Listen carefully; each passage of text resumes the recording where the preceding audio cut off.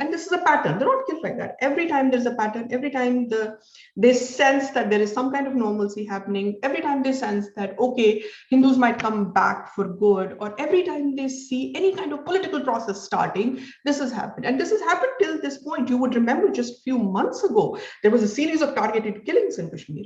The chemist, Mr. Makhalal Bindru, was shot dead. And then a Golgappa seller who had come from Bihar just to sell do his local business. He was shot dead, and so many others were shot dead. So in Nadi Marg, 11 men, 11 women, and 2 toddlers. So the reason I insist on counting women and children is because you must understand that this is not a war fought on principles. This is not a war where women and children are spared. This is not the war where toddlers are spared. This is the kind of evil we are dealing with. One of the survivors of Nadi Marg massacre is Mr. Mohan Bhatt. He escaped death by jumping out of the first floor window while others were being rounded by terrorists. But his father, mother, sister, and uncle were not so lucky. I think he works as a lab assistant in Jammu right now. Later, he found all of them were dead. It is said that the local policemen had accompanied the terrorists in Nadi Marg, and they helped them identify the homes of Kashmiri Hindus. The policemen fled later, of course, and they were never found.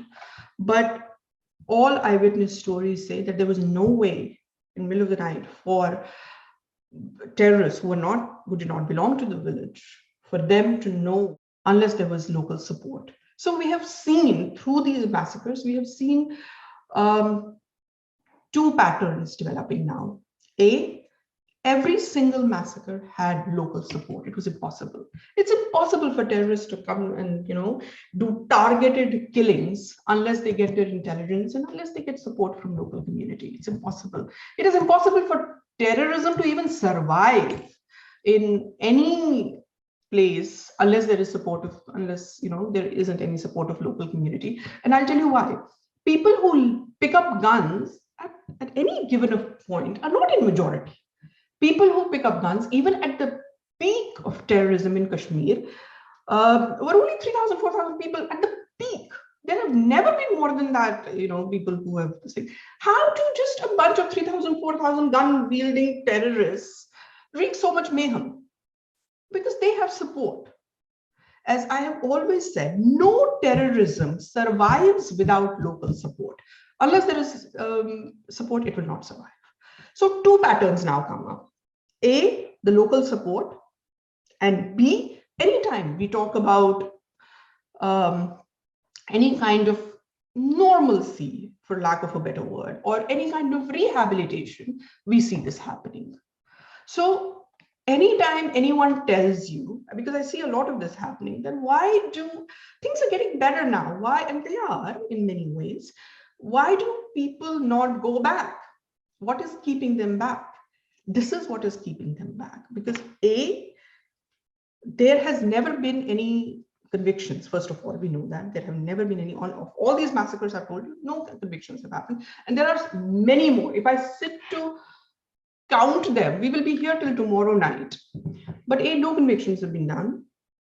And what are we going to do about the local support that made the terrorism thrive? Do we know that that doesn't exist right now? And if we know that doesn't exist, that still exists, no one can tell us, how are Hindus to be sent back again to be made sitting ducks? That is the question that we have to ask ourselves. The point is that all these massacres, they were planned, they were targeted, they were thoroughly thought about. These were not indiscriminate killings, mindless killings.